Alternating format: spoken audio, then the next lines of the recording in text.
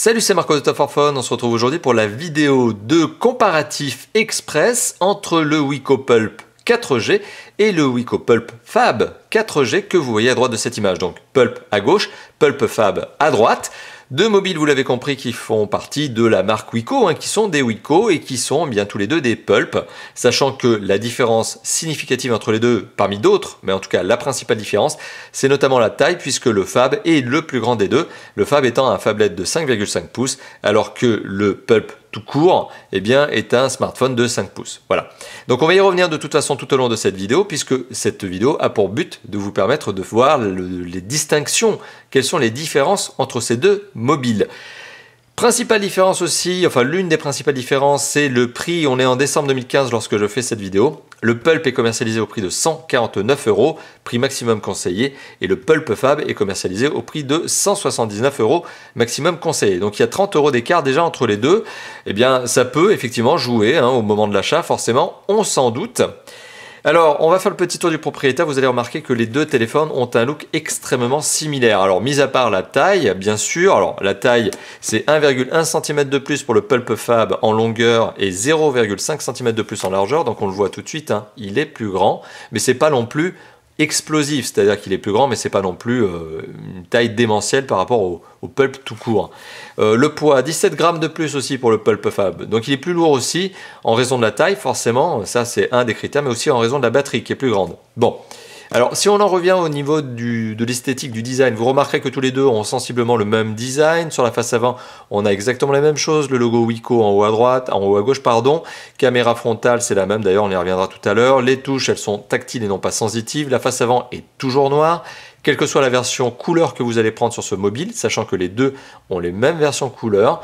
Il y a un détail quand même au niveau de l'esthétique et forcément au niveau donc de la performance de l'aspect photo, c'est notamment que le Pulp a un capteur photo frontal que vous voyez ici, là, avec son flash LED frontal. Donc vous avez un flash LED frontal sur le Pulp et le Pulp Fab n'en a pas. Voilà, donc ça aussi c'est une des principales différences. Ce qui est assez étonnant d'ailleurs, on aurait pensé que le Pulp Fab puisse aussi avoir son flash LED, eh bien c'est pas le cas.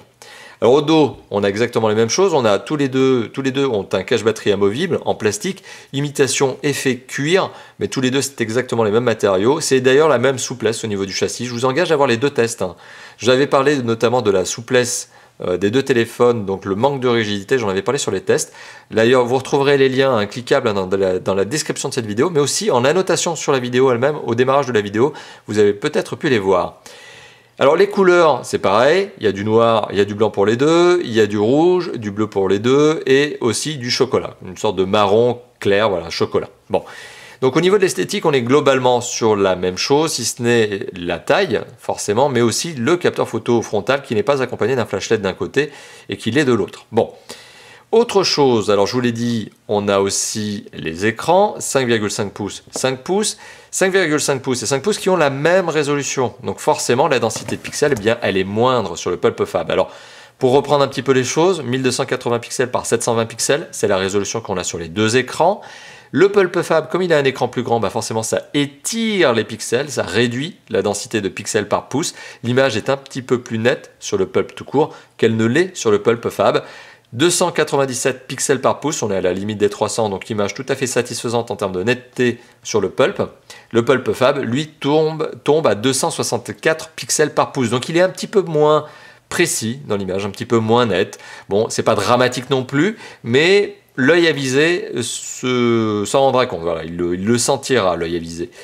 Voilà, donc on est sur une densité de pixels un petit peu moindre, mais c'est pas dramatique, j'insiste là-dessus, c'est pas dramatique du tout, puisque ça reste parfaitement exploitable. Et au niveau du son, on est globalement sur les mêmes choses. Enfin, c'est même pas globalement, on est vraiment sur les mêmes choses. Alors au niveau des performances, c'est pareil. Voilà, c'est pareil. Alors certes, on a quelques centaines de points d'écart entre les deux en tout que je vais vous montrer, donc qui sont de toute façon la même version, c'est la version 6.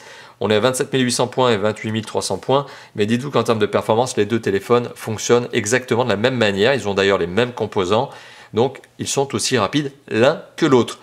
Même chose pour la connectivité, aucun écart entre les deux sont des 4G, forcément le nom présent sur la boîte c'est pas pour rien, c'est bien Pulp Fab 4G et Pulp 4G, donc tous les deux sont 4G, ils ont la 2G, la 3G, ils ont exactement les mêmes normes de connectivité, donc GPS, AGPS, micro SD pour les deux, Wi-Fi pour les deux, Bluetooth pour les deux, etc. Tout est identique de l'un sur l'autre. À un détail près, les formats des cartes SIM ne sont pas les mêmes. Sur le Pulp, ici, on a donc sur le plus petit des deux un format micro et un format nano pour les deux cartes SIM, c'est-à-dire qu'il y a deux emplacements de cartes SIM, micro et nano, alors que sur le Pulp Fab tout court, enfin Pulp Fab, pardon, eh bien on a du micro et du micro. Donc il y a une différence de taille de carte SIM. Pour les deux, la première carte SIM est donc micro, la deuxième est soit nano, soit micro en fonction du mobile que vous allez choisir. Voilà la principale différence au niveau de la connectivité. Il n'y a rien d'autre qui ne diffère sur cet aspect-là. Au niveau du système d'exploitation, d'ailleurs, petite parenthèse, les deux sont sur Android. Les deux sont sur Android 5.1 Lollipop. Donc c'est exactement la même version, c'est la même surcouche, c'est les mêmes applications qui sont installées dedans, c'est les mêmes fonctionnalités. Donc il n'y a pas de différence là-dessus. Par contre, maintenant, autre point de différenciation, autre point de différence entre les deux. Le Pulp et le Pulp Fab n'ont pas la même taille de batterie. Le Pulp a une batterie de 2500 mAh, le Pulp Fab a une batterie de 2850 mAh, et clairement le Pulp Fab est meilleur en autonomie. Alors pas grand chose, c'est quelques heures supplémentaires, mais qui peuvent être bienvenues en fonction de votre usage. Les deux téléphones dépassent la journée avant la recharge, atteignent même la une journée et demie à peu près. On n'arrive pas aux 2 jours. Le Pulp Fab est un tout petit peu plus à l'aise en autonomie, mais de pas non plus grand chose. C'est pas explosif là encore une fois de plus, c'est même pas 10% d'autonomie supplémentaire. Donc voilà, on est dans les mêmes eaux. Mais meilleure autonomie, il faut être conscient de ça pour le Pulp Fab. Au niveau des capteurs photo, comme je vous l'ai dit tout à l'heure, on a les mêmes capteurs. Dorsal, frontal, c'est les mêmes. 13 mégapixels à l'arrière, 5 mégapixels à l'avant. La différence principale porte sur le fait que le Pulp, et oui, a un flash LED, que n'a pas en frontal, que n'a pas le Pulp Fab. En dorsal, on a exactement la même chose, on a deux flash LED, au même positionnement, mais on a un flash LED sur le Pulp tout court, et qu'on ne retrouve pas sur le Pulp Fab, et j'ai du mal à expliquer pourquoi. Je ne comprends pas pourquoi, d'ailleurs, le modèle qui est le plus grand, et qui devrait être le meilleur des deux, plus cher, eh bien, ne dispose pas de ce fameux flash LED. Je ne comprends pas. Enfin bon, c'est une petite parenthèse, c'est pas dramatique en soi, mais sachez, il y a cette petite différence. Les amateurs de selfie, eh bien, iront peut-être plus facilement sur le Pulp tout court que sur le Pulp Fab. Voilà. Donc les principales différences, vous les avez eues, c'est la taille, le poids, la densité de pixels, la taille de l'écran, le flash LED d'un côté et qui n'est pas présent sur l'autre, et le prix bien sûr. Donc vous l'avez vu, forcément, au final, on est sur quelque chose qui est très très similaire. C'est principalement une question de taille et de prix pour résumer la chose. Maintenant, charge à vous finalement de décider quel est le modèle qui est le plus adapté. Les deux nécessitent de toute façon, quelle que soit la dimension, que vous les utilisiez à deux mains. Une main, c'est impossible de l'utiliser pour taper du SMS. Voilà, donc c'est vraiment une question de taille et de prix. N'hésitez pas à commenter cette vidéo d'ailleurs, n'hésitez pas à dire ce que vous en pensez, et des mobiles en eux-mêmes, de ce comparatif, mais aussi de la vidéo en tant que telle. Est-ce qu'elle vous a plu? Est-ce que c'est le type de vidéo qui vous intéresse? N'hésitez pas à mettre ça dans les commentaires de cette vidéo. N'hésitez pas aussi à liker, partager, et à vous abonner à notre chaîne YouTube si ça n'est pas déjà fait. Et moi je vous dis à très bientôt pour d'autres vidéos de tests, de présentation, de déballage, et aussi de façon ponctuelle de comparatifs, comme ça a été le cas aujourd'hui. Merci d'avoir visionné cette vidéo et à très bientôt. Ciao ciao.